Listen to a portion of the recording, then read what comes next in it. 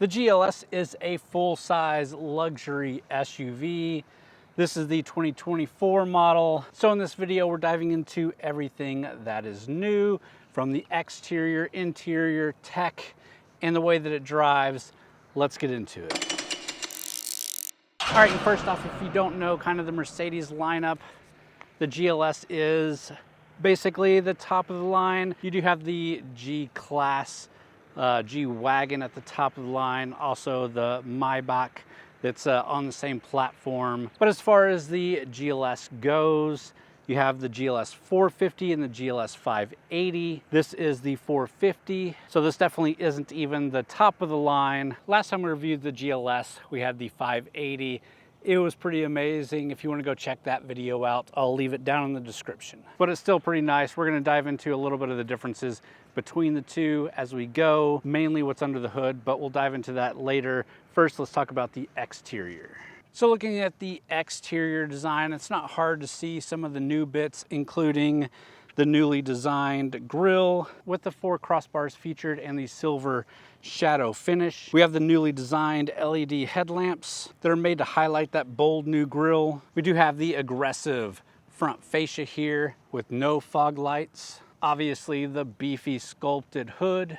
We do have 21-inch AMG 5-spoke wheels with some Pirelli tires on here. Very beefy, very substantial. We have gloss black finished side mirrors, power folding with integrated turn signals, gloss black roof rails. Around the back, the LED taillights, the dual exhaust tips. You've got the GLS 450 badge and the 4MATIC badge back here, indicating that it is Mercedes four-wheel drive, which is the only option you can get with the GLS. Like I said, this is a full-size SUV. It's about as big as you can get without buying an American-built product like the Yukons or Escalade. Your total length is 205 inches. Wheelbase is 123.4 inches. Your total width is 84.9 inches and height is 71.8 inches. And with that, let's go ahead and pop the hatch and check out the cargo volume. And obviously it is a power lifting hatch. Touch of a button on the back. We've got a nice cargo cover, and there's not a ton of space back here. This is a 3-row SUV, so with that 3rd row up, you're looking at 17.4 cubic feet of cargo volume. Of course, you can fold those down and get a total of 84.7 cubic feet, which is much more respectable. Again, not as large as things like the Escalade, especially the XL, but for the majority of the stuff that you're gonna do, grocery shopping, light traveling, throwing some golf clubs back here, no issues. You also have an extra cubby down here that has a spare tire, which is nice. And you have buttons that will automatically fold the seats for you. You also have a button that will raise and lower the rear suspension. And that's gonna make it easier to load stuff in and out if you need it. But with that, let's go ahead and close this up. Let's pop the hood and check out the engine that powers this big SUV.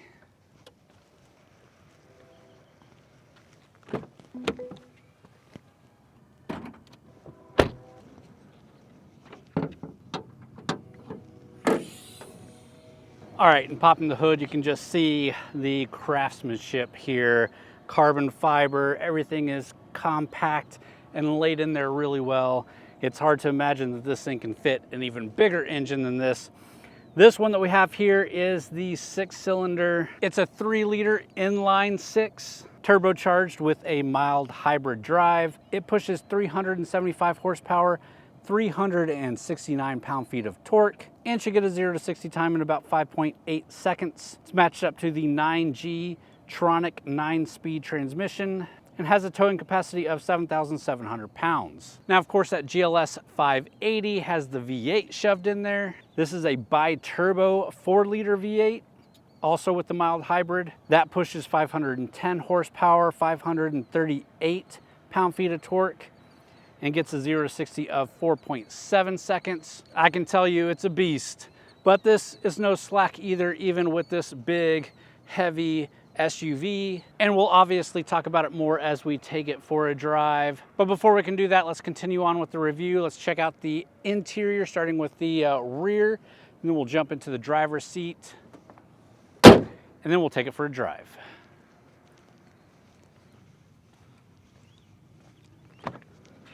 All right, let's check out these rear seats here.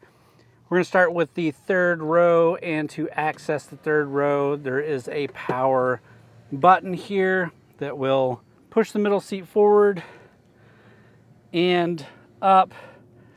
And let me tell you, if it's raining outside and you've got to get kids in the back seat, that is a pain in the butt. That being said, the third row is a decent size.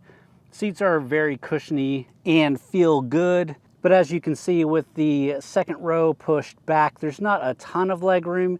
You can push that seat forward a bit and get a little bit more leg room, but then your middle row is sacrificing a little bit of leg room. It's not terrible, but there are definitely better three-row vehicles if you're using all the seats all the time. You do get a nice large speaker in the rear, cup holders, USB Type-C charging ports, 2 of them on each side, and an extra little cubby there. All really nice. Of course, we'll put the seat back. All your seating controls are here on the door, so we can scoot it back a bit, and we can jump in. And here in the second row, I have plenty of foot room, plenty of knee room, plenty of head room. I can even scoot up to give the third row much more room. And all the way up, my knees still aren't touching the seat in front of me. I'm 6'1", bigger guy, so that makes a big difference. Of course, if you want to be comfortable, you want to be all the way back and feel like an executive here. This one does have heated seats in the back, not cold seats, but that is an option. We don't have a window shade. We do have our own AC vents or our own AC controls. We've got a nice large panoramic sunroof, our own armrests here. You've got cup holders up here in the console, cup holders in the doors. We've got a cubby down here with 2 USB Type-C charging ports. It's all enough to keep you comfortable and nice back here. This one's more set up for kind of a family where the kids would be back here more than an executive kind of chauffeured vehicle or anything like that. But with that, I think it's time to jump in the driver's seat, take a look at the rest of the interior and the tech, and then we'll take it for a drive.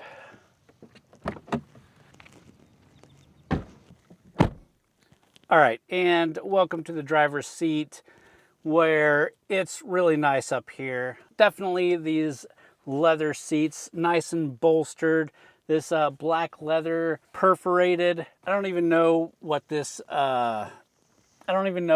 actually called here, the way that this leather is, but it's different. It's really nice. It feels comfortable. The rest of the interior is as you would imagine as well. Black leather all around, white stitching. We have this brushed aluminum trimming, a lot of gloss black here in the center console, and so much more to look at. But first, let's go ahead and kick it on by pushing the push button start.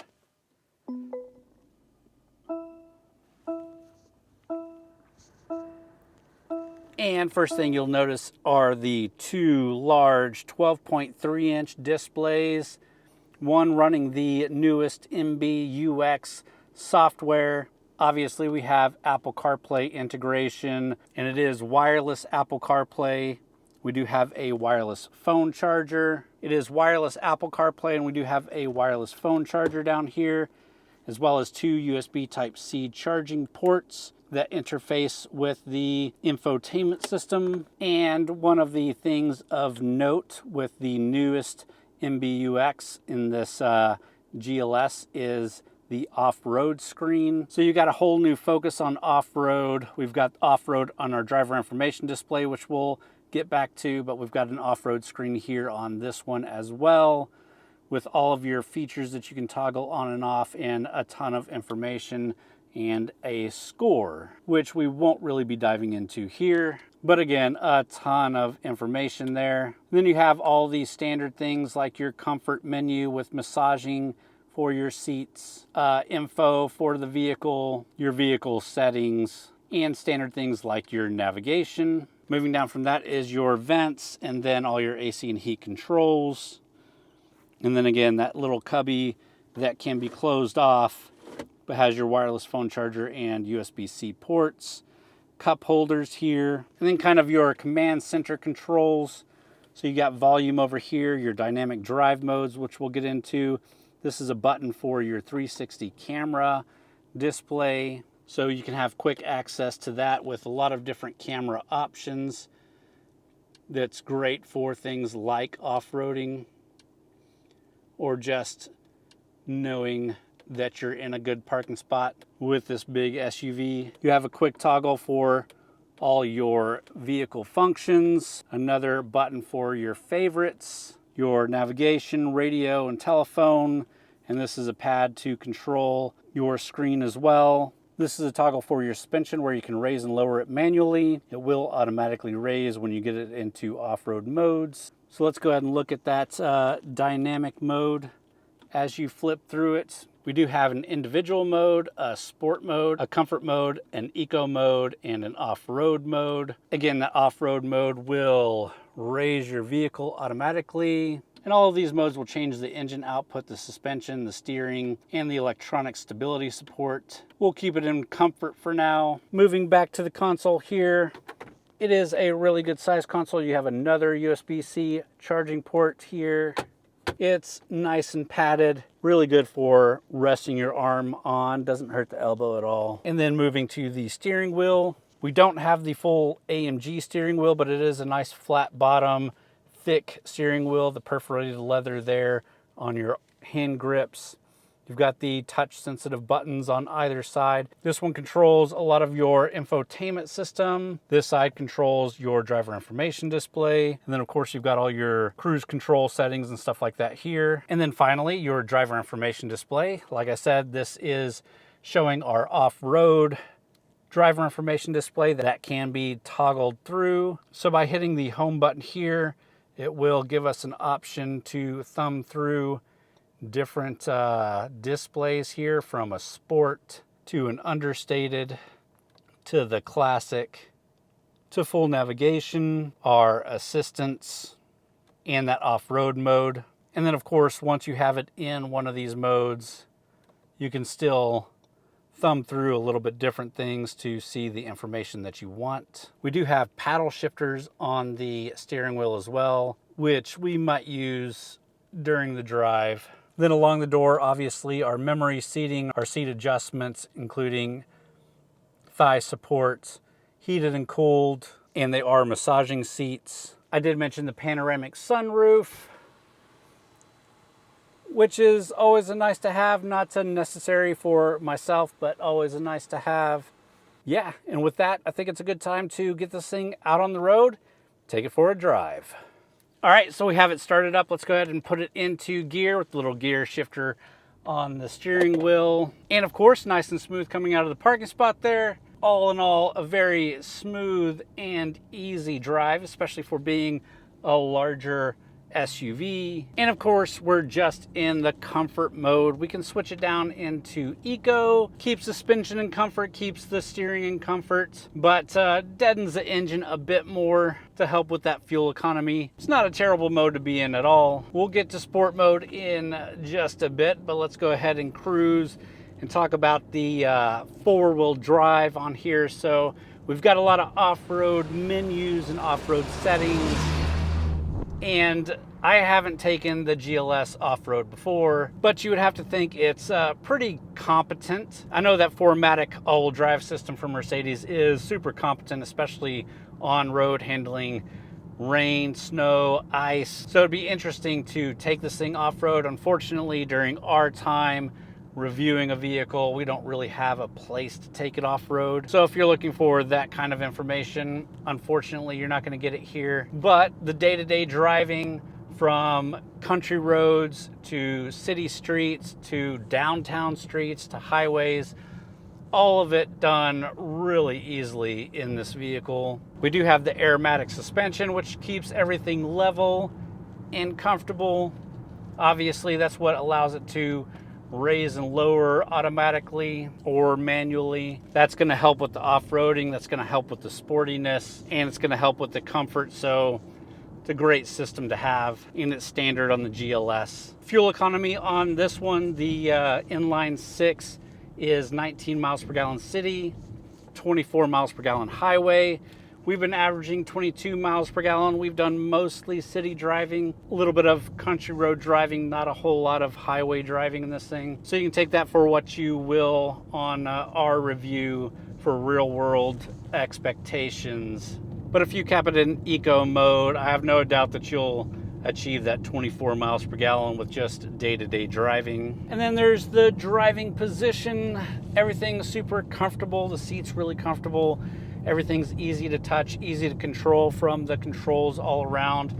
The more you're in these vehicles, the easier it is to grasp everything without even having to look at it. So I've driven enough Mercedes vehicles, and they're similar enough where I'm super comfortable in here, controlling everything with the thumbs on the steering wheel, with the little touchpad here on the console, or even reaching the screen and scrolling around. I can easily look at the driver information display and get what I want to see. The only thing that I would have wanted that this doesn't have is a head-up display.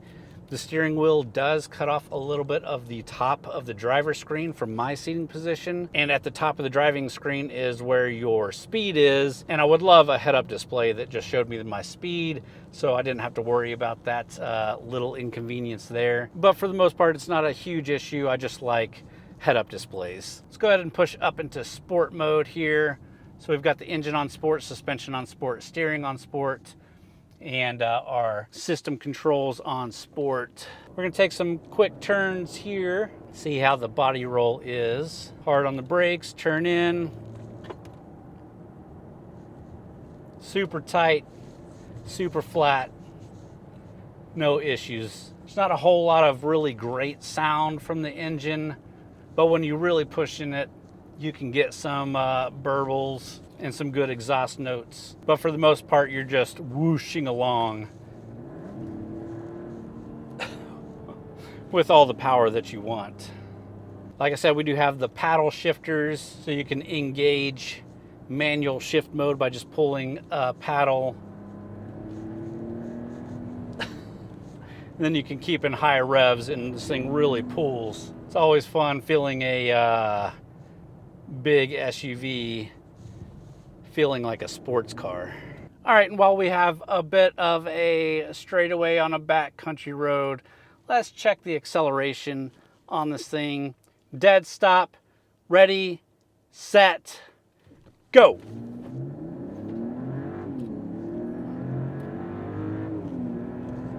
$60?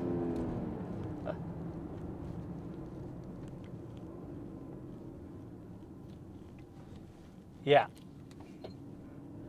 that's got some pull. So we can take it out of sport mode, put it back into comfort, switch our driver information display out of sport so we don't feel froggy. And the whole vehicle calms down, is just another whooshy luxury vehicle once again. And what is there to complain about there? Well, I guess the price you could complain about. Let's go ahead and pull back over. Make sure you're sitting down. We'll talk about the price, and then we'll wrap it up with some of my final thoughts. All right, so before we can wrap up, let's talk about the price really quick. The GLS 450 starts at $87,000. We have the exclusive package on top of this trim, which is $1,750. We also have some AMG bits. With destination and everything, this is gonna be close to $100,000. The GLS 580 starts at $112, and trust me, can get up there in price really quickly. So is that worth it for you? So obviously it's only worth it for a select few that are gonna be able to afford something like this. Let's jump out, and I'll give you some of my final thoughts on it, and we'll wrap up the video there. All right, guys, and at the end of it all, what else can I be but impressed? It's hard to come up with definitive conclusions when you drive something like this. It's all gonna be based on preference and how much money you can spend. If you've got the money for it and you're looking for a 3-row SUV, you're not gonna be disappointed at all. If you want more space, you're gonna have to go for something like the Escalade, which you probably also won't be disappointed in. You can look at the X7 from BMW, which if you like the design, you won't be disappointed in. There are definitely a handful of luxury full-size SUVs, and none of them are worth just shrugging off completely. But the GLS, even in the 450 trim, super good. Love the interior and the tech.